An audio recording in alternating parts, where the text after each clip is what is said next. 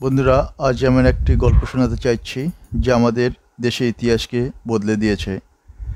শুধুমাত্র একটি হত্যার গল্প নয়, এটি আদর্শ, চিন্তা ও বিশ্বাসের সংঘর্ষ। একদিকে ছিলেন মহাত্মা গান্ধী, যিনি শান্তির বার্তা বহন করতেন। অন্যদিকে ছিলেন নাথুরাম গডসে, এক চরমপন্থী বিশ্বাসী, যিনি গান্ধীজিকে দেশে ক্ষতি করেছেন। বন্ধুরা, ভিডিওটি মনোযোগ দিয়ে শুনুন এবং শেষে জানবেন আপনার মতে কে ছিলেন সঠিক। গান্ধীজি বিশ্বাস করতেন সত্য ও অহিংসার শক্তিতে। তার কাছে ভারত ছিল সবচেয়ে বড় ধর্ম, সব ধর্মের মিলনস্থান। তিনি ব্রিটিশদের বিরুদ্ধে লড়েছেন সত্যাগ্রহ ও অসহযোগ আন্দোলনের মাধ্যমে। তিনি চেয়েছিলেন হিন্দু মুসলমান সবাই মিলে ভারতবর্ষের ভবিষ্যৎ হয়ে উঠুক। কিন্তু সময়ের পরিস্থিতিতে কঠিন হয়ে উঠেছিল। মুসলিম লীগ পাকিস্তানের দাবি করতে শুরু করে। ব্রিটিশরা ডিভাইডেড অ্যান্ড রুল নীতি অবলম্বন করেছিল। গান্ধীজি এই বিভাজককে বিপক্ষ ছিলেন, কিন্তু রাজনৈতিক চাপে ও দাঙ্গার আশঙ্কায় তিনি বিভাজন ঠেকাতে পারলেন না।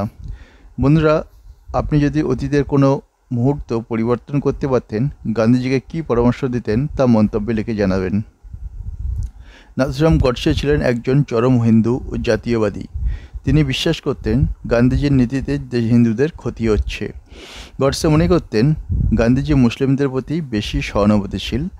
তার মতে ভারত ভাগ হওয়ার পিছনে গান্ধীজি দায়ী ছিল, কারণ তিনি জোর করে একতা রক্ষা করতে চেয়েছিলেন। সেখানে বাস্তবের বিভাজনই ছিল বাস্তবতা।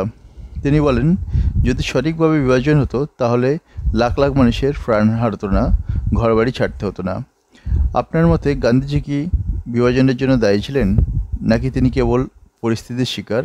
আপনার মতামত জানাতে ভুলবেন না।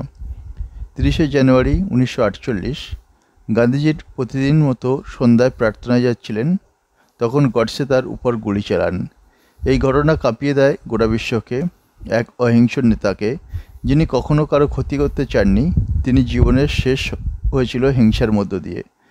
এই হত্যার পর বহু মানুষ হতবাক হয়ে পড়ে, কিন্তু কেউ কেউ গডসেকে নায়কও ভাবতে শুরু করে। এখানে প্রশ্ন ওঠে, একটি আদর্শ কিভাবে এত বিভাজন তৈরি করতে পারে? ইতিহাস আমাদের শেখায় মতের ভিন্নতা থাকতেই পারে, কিন্তু তার প্রতিকার হিংসা নয়। গান্ধীজির শিক্ষা আজও আমাদের দরকার: সহনশীলতা, ভালোবাসা, একাগ্রতা।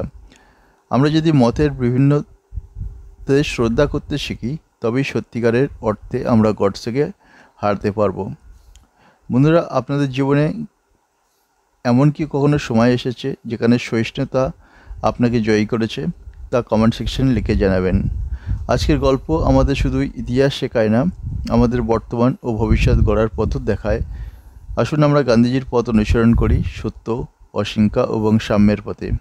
ভিডিও ভালো লাগলে লাইক এবং কমেন্ট শেয়ার করবেন এবং অবশ্যই আমাদের চ্যানেলটি সাবস্ক্রাইব করবেন। ধন্যবাদ আমাদের সঙ্গে থাকার জন্য।